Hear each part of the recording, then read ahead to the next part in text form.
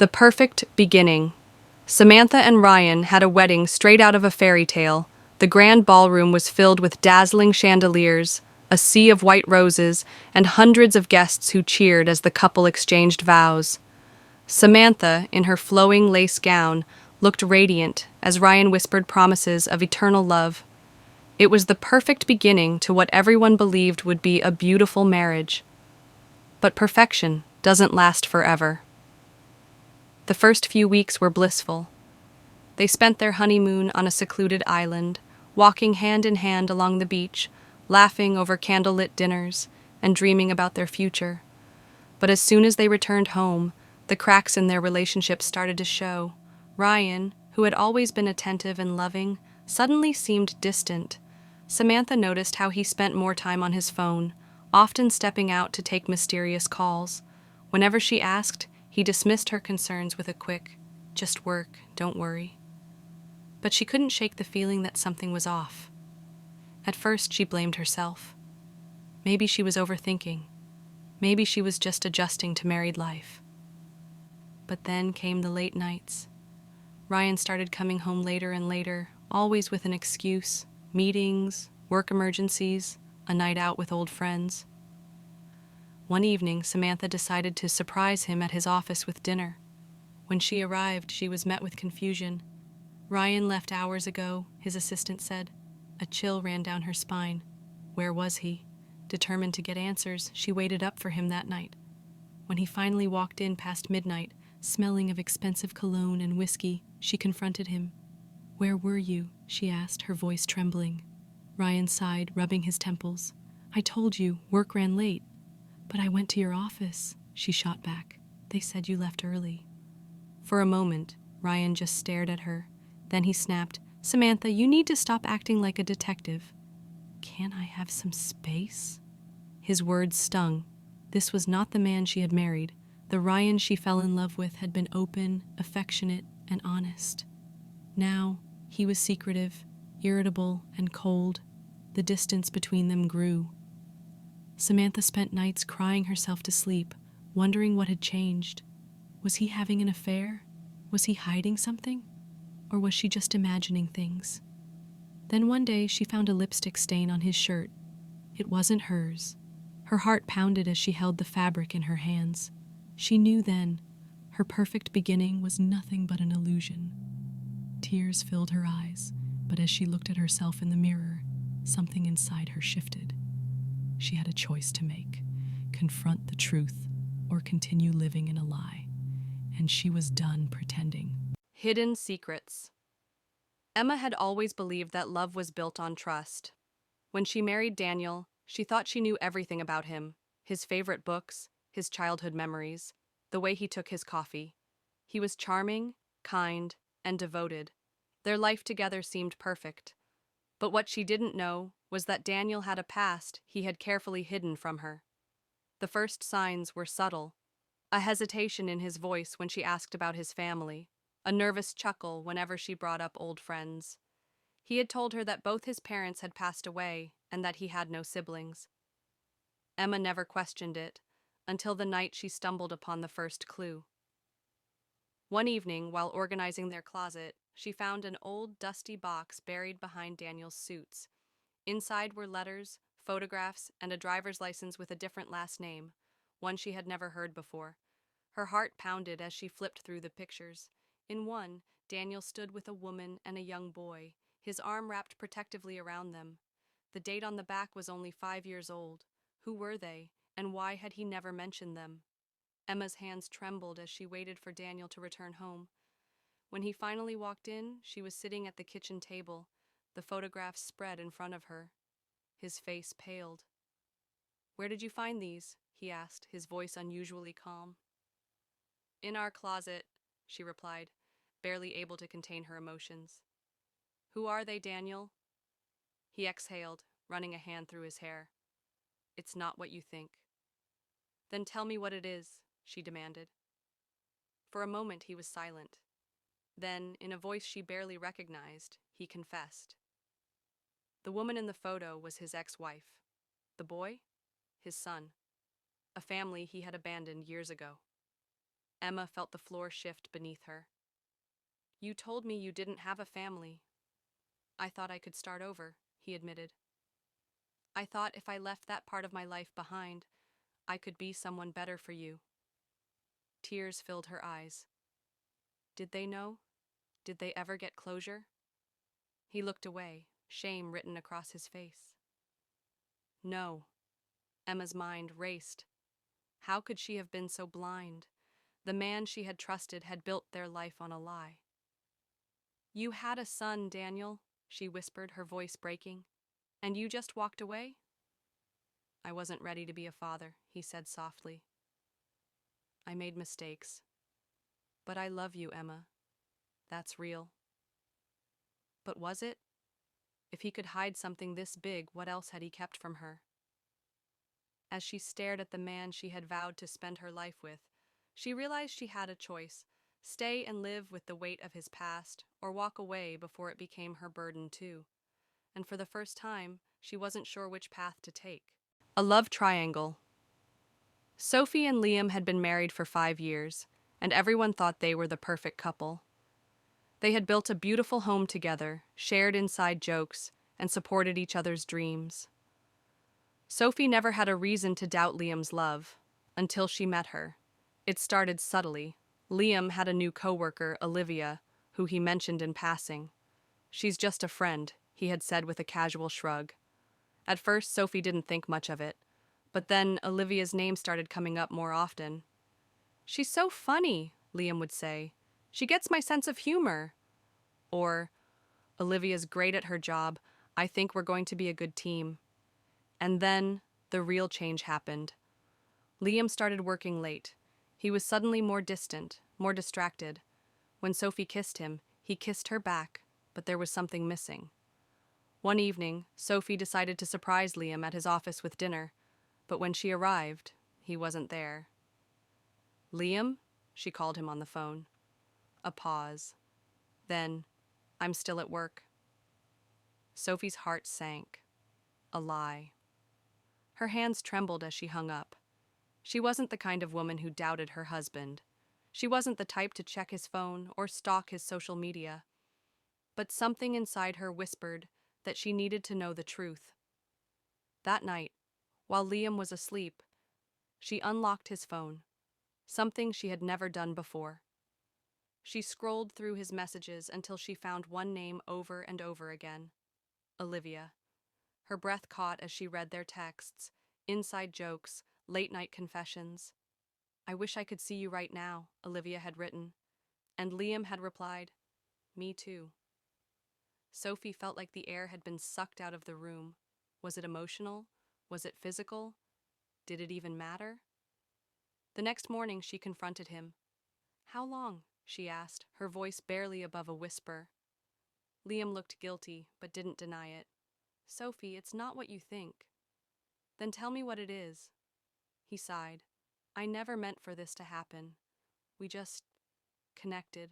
I didn't plan it. Sophie's heart shattered. Did you love her?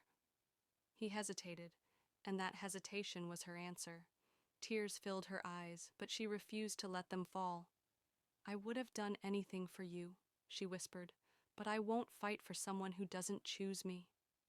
Liam reached for her, but she stepped back. She had loved him, trusted him, built a life with him. But now she had to decide if she was willing to share his heart, or if it was time to walk away. And for the first time in their marriage, Sophie knew she was no longer the only woman in his life. Money matters. When Ava and Jason got married, they promised to build a future together, one filled with love, laughter, and success. They dreamed of traveling the world, buying a cozy home, and starting a family. But what they didn't realize was that money, or the lack of it, could turn their love story into a nightmare. At first, everything seemed fine. Jason had a stable job, and Ava worked as a freelance designer. They lived comfortably, dining out on weekends and planning their future. But then, Jason lost his job. It's just a setback, he reassured her. I'll find something soon. Weeks turned into months. The bills piled up. Rent was due, the credit cards maxed out, and their savings dwindled. Ava took on extra projects, working late into the night, but it wasn't enough. Jason, once confident and ambitious, became withdrawn. One evening, Ava found him staring at his laptop, a deep frown on his face. "What's wrong?" she asked. "I applied everywhere," he muttered. "No one's hiring." She placed a reassuring hand on his shoulder.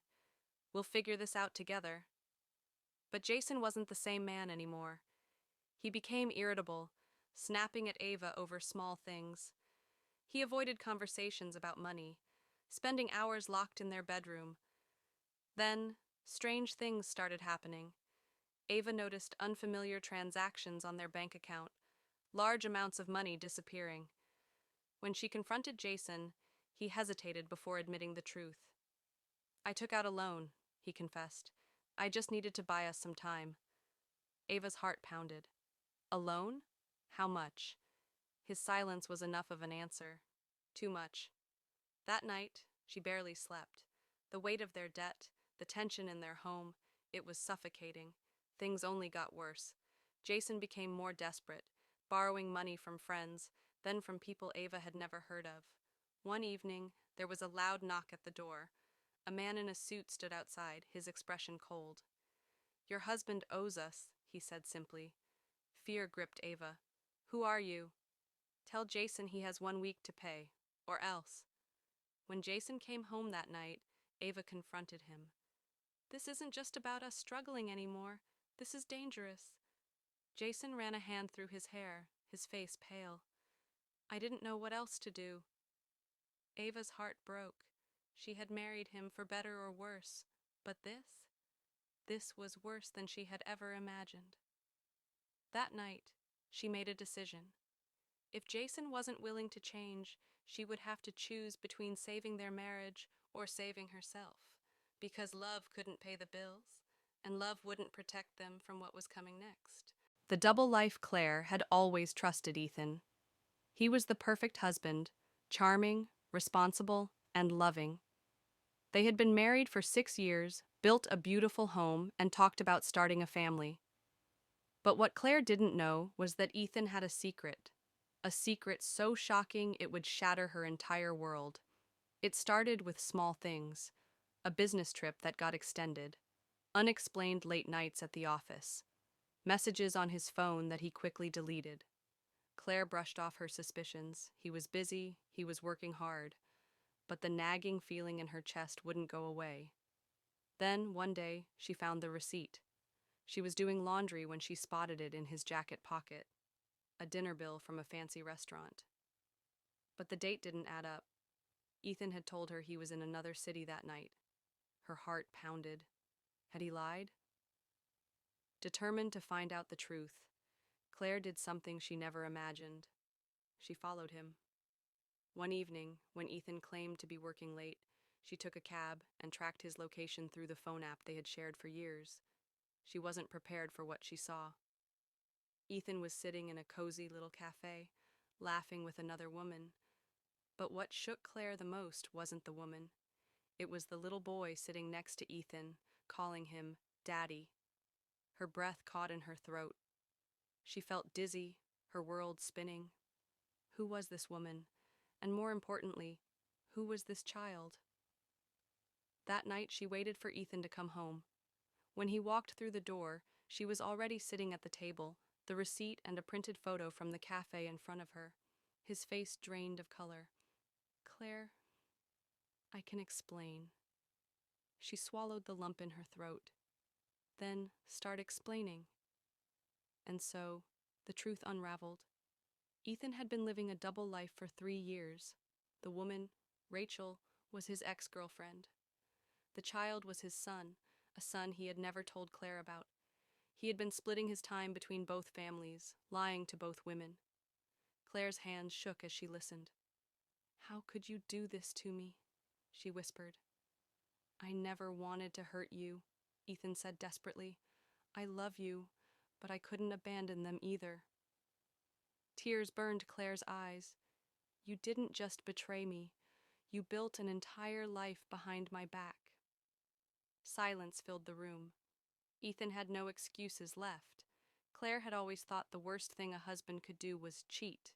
But this was worse, because it wasn't just betrayal, it was an entire life that had been a lie. Now she had to decide, could she forgive him, or was it time to walk away from a marriage built on deception? One thing was certain, she would never trust him again. A shocking revelation. Lena and Mark had been married for 8 years, and in all that time, she had never questioned their life together. They had a quiet, comfortable marriage, no grand drama, no major fights. It wasn't perfect, but it was stable. And for Lena, stability was enough, until the day she found the letter. It was an ordinary Sunday. Mark had gone out to run errands while Lena decided to clean out their storage room. As she sifted through old papers and forgotten keepsakes, an envelope fell from one of Mark's old briefcases. The paper was yellowed, the handwriting unfamiliar. Curiosity got the best of her, and she unfolded it. As she read the first few lines, her breath caught. Mark, I don't know if this letter will ever reach you, but you deserve to know the truth. Our child is alive. Lena's hands trembled. Our child? Mark had never mentioned having a child. They had struggled for years with infertility, mourning the fact that they couldn't have kids. But this letter suggested otherwise. Frantically, she searched through the briefcase and found more letters, all from the same sender. Some were old, dating back nearly a decade, while others were recent. They all spoke of a child Mark had left behind, a child he had chosen to keep secret. Her heart pounded as the front door opened. Mark was home. She stormed into the living room, the letters clutched in her hands. Mark, what is this? He froze the moment he saw the papers. His face paled. Lena, let me explain. Explain what? She interrupted, her voice shaking. That you have a child? That you've been lying to me for years? Mark ran a hand through his hair, looking guilty. I didn't want to hurt you. Hurt me? Lena let out a bitter laugh. You let me believe we could never have kids, that we were in this together. And the whole time you had a child out there? Tears filled her eyes as the betrayal sank in. How many nights had she cried, believing they would never be parents? How many times had Mark held her, comforting her, all while knowing he already had a child? Who is the mother? She finally asked, her voice barely above a whisper. Mark hesitated before answering. Her name was Emily. We were young.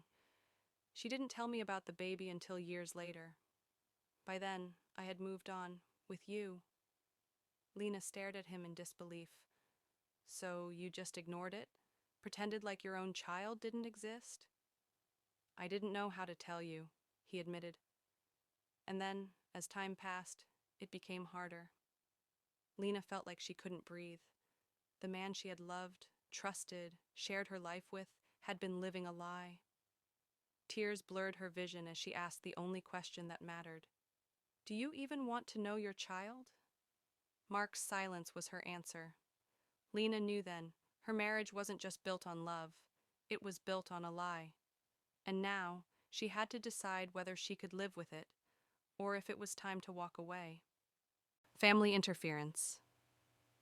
When Mia and Alex got married, they were certain they could face anything together. Their relationship had always been strong, built on mutual respect, love, and shared goals. But what they didn't anticipate was the impact Alex's family would have on their marriage. At first, it seemed harmless. His parents visited occasionally, and his sister, Emily, would drop by for a weekend here and there. But soon, Mia noticed how involved they were becoming in every aspect of their lives. They were always offering unsolicited advice, making decisions for them, and subtly undermining her role in the household. Alex's mother, Ruth, was the first to cross the line. One evening, Mia had spent hours cooking a special dinner for Alex, hoping to surprise him after a long day at work. When they sat down to eat, Alex's phone buzzed with a text. Mom's upset we haven't been by for dinner this week, he said, looking at his phone. She wants us to go over right now. Mia's heart sank. But we already had plans, she said, trying to keep her voice steady. Alex hesitated, but then shrugged. It's just dinner, Mia. It'll only be an hour. She smiled through gritted teeth. Of course. You go ahead.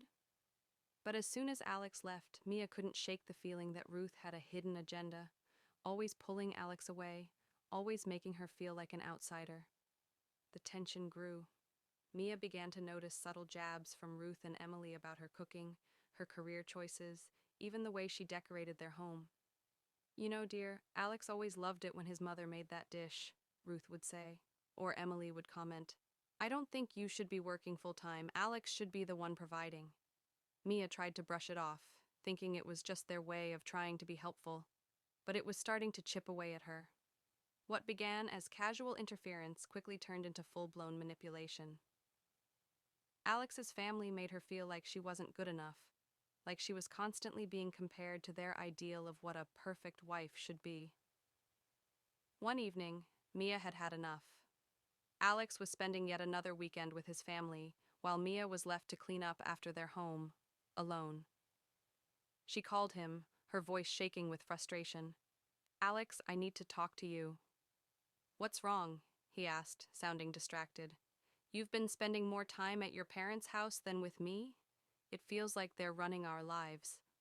There was silence on the other end. "Mia, they're just trying to help us. You know how my mom is. She worries." "Worries?" Mia nearly shouted. "She's controlling us. She's made it clear she doesn't approve of anything I do." "Mia, you're overreacting." Tears welled up in her eyes. "You're not seeing it, Alex. Every time I try to make a decision, they undermine me. They make me feel like I'm not enough." Alex sighed. "You knew what you were getting into when you married me. My family is important to me." That was the breaking point. Mia felt betrayed.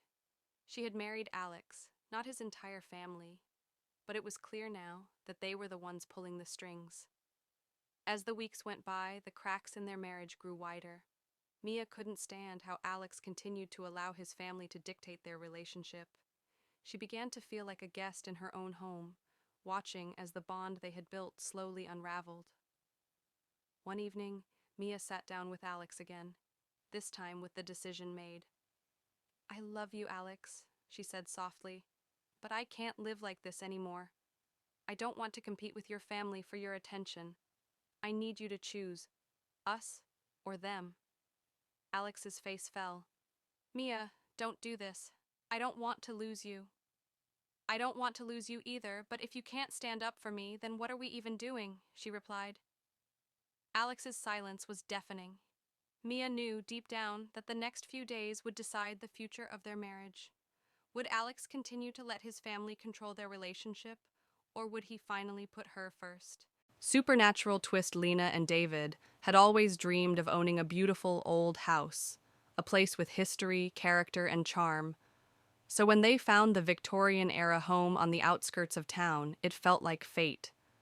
It needed work, but they were willing to put in the effort. They moved in, ready to build a future together. But from the very first night, something felt off. It started with small things. Lena would hear faint whispers when she was alone, but when she turned, no one was there. Doors creaked open by themselves, and the air in certain rooms always felt strangely cold. She brushed it off as the house settling, but deep inside, unease crept into her bones. David, however, didn't seem concerned. "It's an old house," he said with a shrug. "Things creak, that's normal." But then the dreams started. Lena began waking up at exactly 3:13 a.m. every night, gasping for breath, her heart pounding. In the dreams, she saw a woman in a white nightgown standing at the foot of their bed, her face blurred, her voice a whisper. "He's hiding the truth." Lena tried to tell David, but he dismissed it. "You're just stressed from the move." But then, the basement door unlocked by itself. One evening, while David was at work, Lena heard a loud thud from below. She froze. They never went into the basement. It was filled with old furniture from the previous owners, and David had always insisted they didn't need to clean it out yet. But now, the door stood slightly ajar. Heart pounding, Lena grabbed a flashlight and stepped inside. Dust filled the air as she descended the creaky wooden stairs. The basement smelled of damp wood and something else. Something rotten. She swept the flashlight over the old furniture until she saw something that made her blood run cold. A woman's dress, old and tattered. draped over a chair. Next to it, a locked wooden chest. Her fingers trembled as she tried the lid. Locked. That night, she confronted David. "There's something in the basement," she said, watching his face carefully. He tensed.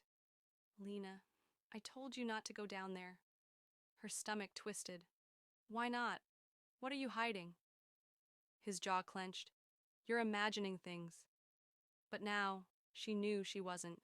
He was lying. That night, the dreams came back. The woman stood closer this time, her face finely visible. Her eyes were hollow, her mouth trembling as she whispered, "Don't trust him." Lena woke up gasping. She couldn't ignore it anymore. The next day, while David was out, she broke open the chest.